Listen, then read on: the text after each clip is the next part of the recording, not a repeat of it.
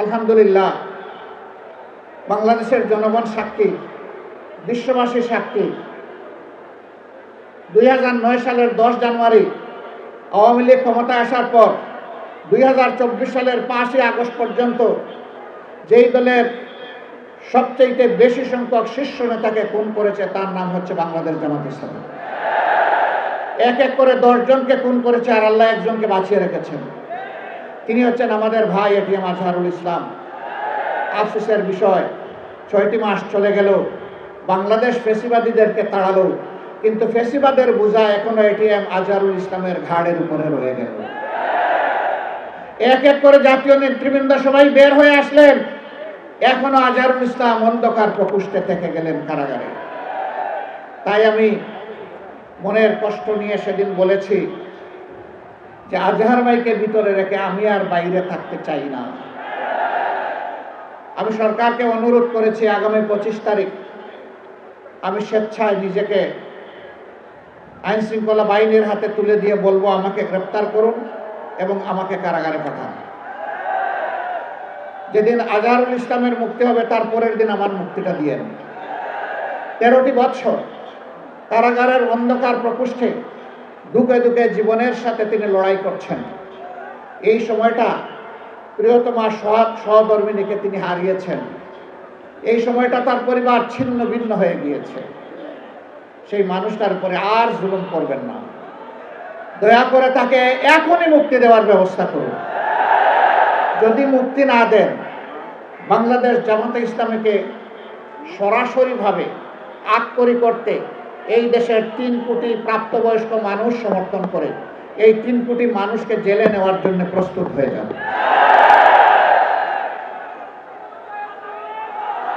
আমার সম্মানিত ভাইরা, এই 54 বছরে এই বাংলাদেশে অনেক কিছু ঘটে গিয়েছে। দফায় দফায় রক্তের বন্যা বয়ে গিয়েছে। আমি কথা লম্বা করব না, আপনাদের দিকে তাকায় আমার খুব কষ্ট হচ্ছে। আমরা ছায়ায় আছি আর আপনারা কঠোর রোদের মধ্যে আছেন। আমি খুব সংক্ষেপে 2-4টি কথা বলে শেষ করতে চাই। এই 54 বছরে অনেক দলের শাসন আপনারা দেখেছেন, অনেক আদর্শের কথা আপনারা শুনেছেন, কিন্তু সংখ্যাগরিষ্ঠ মানুষের প্রিয় আদর্শ ইসলামের শাসনটাই দেশবাসীর দেখার সুযোগ হয় নাই। জানি না এইটুকু হায়াত পাবো কিনা।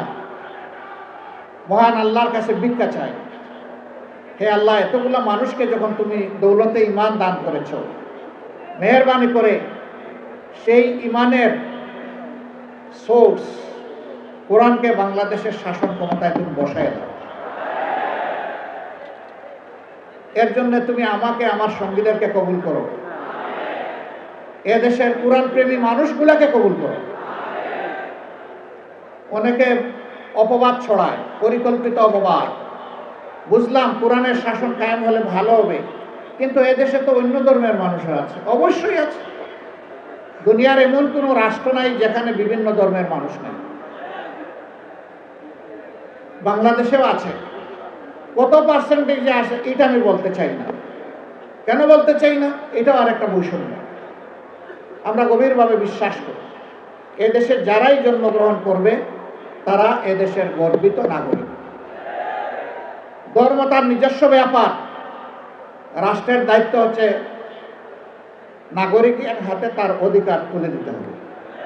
আমাদের সংবিধান, বিদ্যমান সংবিধান অধিকারের কোনো তারতম্য এখানে নেই এবং কোরআনের সংবিধানেও নাই।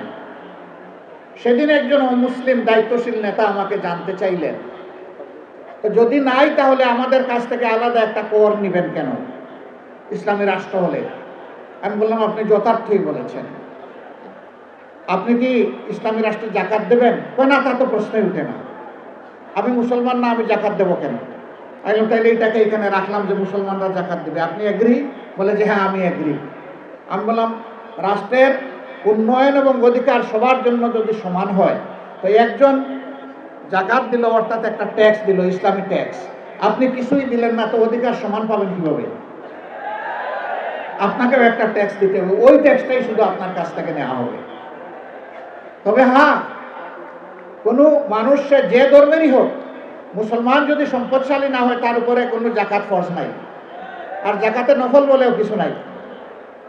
গরিব সাদাকা করতে পারবে, কিন্তু তার উপর জাকাত ফরজ নয়। ঠিক অনুরূপভাবে একজন হিন্দু, বৌদ্ধ, খ্রিস্টান তিনি যদি অসহায় হন, গরিব হন, তিনি ট্যাক্স দিবেন না, উল্টা রাষ্ট্র তার দায়িত্ব নেবে। কর্মক্ষেত্রে যোগ্যতাটাকেই প্রাধান্য দেওয়া হবে। বলবেন তার কোনো প্রমাণ? আলহামদুলিল্লাহ, আমি নিজেই তার প্রমাণ। আপনারা মিডিয়ায় দেখেছেন, ছোট্ট একটি মেডিকেল কলেজ আমার হাতে গড়ে উঠেছে। মানুষ বলে এটা অনেক বড় মেডিকেল কলেজ, আমি বলি খুব ছোট মেডিকেল কলেজ। দুনিয়াটাই ছোট, আর মেডিকেল কলেজ কত বড় হবে? সেখানে 2200 কর্মকর্তা কর্মচারী কাজ করেন। সেখানে বাংলাদেশে বিদ্যমান 4 ধর্মের, সকল ধর্মের মানুষ আছেন। গুরুত্বপূর্ণ দায়িত্বে হিন্দু, বৌদ্ধ, খ্রিস্টান ধর্মের মানুষেরা আছেন।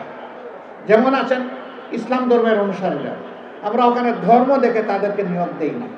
আমরা দিয়েছি আমার এই প্রতিষ্ঠানের আমানত কার কাছে নিরাপদ, কে যোগ্যতার সাথে আমার রোগীদেরকে সেবা দিতে পারবে, আন্তরিকতার সাথে সেবা দিতে পারবে, আমরা তাদেরকে সেখানে নিয়োগ দিয়েছি।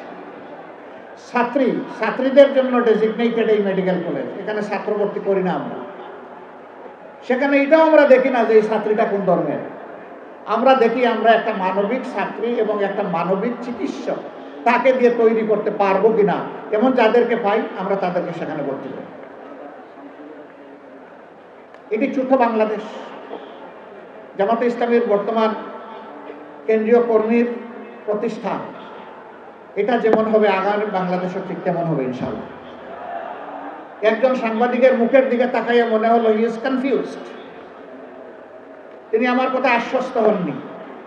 আমি তাকে পাশে ডাকলাম, ডেকে বললাম আপনাকে ছোট্ট একটা অনুরোধ করবো, বলেন। আমি বললাম যে কালকেই আপনি একটু সিলেট যাবেন, গিয়ে নিজ চোখে দেখে আসবেন, মনের মতো করে মানুষগুলোর সাথে কথা বলবেন।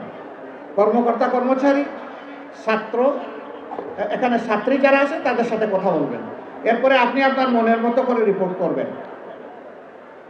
যদি আপনি কিছু মনে না করেন, যেহেতু আমি দাওয়াত দিয়ে নিচ্ছি, যাতায়াত খরচটা আমি দিতে চাই। আর যদি মনে করেন যে আমি যাতায়াত খরচ দিলে আপনি বায়াসড হয়ে যাবেন, আমার প্রতি একটু ঝুঁকে পড়বেন, তাহলে এই কষ্টটা ত্যাগটা আপনি স্বীকার করবেন। বললেন যে আপনাকে ধন্যবাদ, আমাকে যাতায়াত খরচ দিতে হবে না, আমি কথা দিচ্ছি আমি যাব। তিনি গিয়েছিলেন, তার মতো করে তিনি একটা রিপোর্ট জাতির সামনে তুলে ধরেছেন। আমি দেখেছি তিনি ন্যায়সঙ্গত রিপোর্ট তুলে ধরেছেন, বাড়াননি কমাননি। ধন্যবাদ তাকে। উঠে বসতে পারে না, নিজের প্রয়োজন সারতে পারে না, তাকে চালানোর জন্য 1 বা 2 জন মানুষের সহযোগিতা প্রয়োজন হয়। এত ত্যাগের পরে সমাজে অন্তত লক্ষ্মীপুরে কোনো চাঁদাবাজি নাই। লক্ষ্মীপুরে চাঁদাবাজি আছে? শিওর আপনারা? এখানে কোনো দুর্নীতি নেই, এখানে কেউ কোনো কিছু অন্যায়ভাবে দখল করে না, এই সবগুলো আছে। যারা এগুলা করেন তারা কোন দলের, তারা কোন ধর্মের, তারা কোন প্রজাতির, তারা কোন গোষ্ঠীর, এটা না দেখে বিনয়ের সাথে অনুরোধ করব, বন্ধুরা দয়া করে ওই শহীদদের রক্তের প্রতি একটু সম্মান দেখাও। আমাদের শহীদের রক্তকে তোমরা অপমানিত করবে না। এই অপকর্ম ছেড়ে দাও। তোমাদের যদি খাওয়ার অভাব হয়, আমরা আশ্বস্ত করছি এই সমস্ত মানুষগুলা মিলে আল্লাহ আমাদেরকে যে নিয়ামত এবং রিজিক দিয়েছেন আমরা ভাগ বাটোয়ারা করে খাবো। তবুও তোমরা চাঁদাবাজি ছেড়ে দাও, দখল বাণিজ্য ছেড়ে দাও, তোমরা মানুষকে কষ্ট দিও না।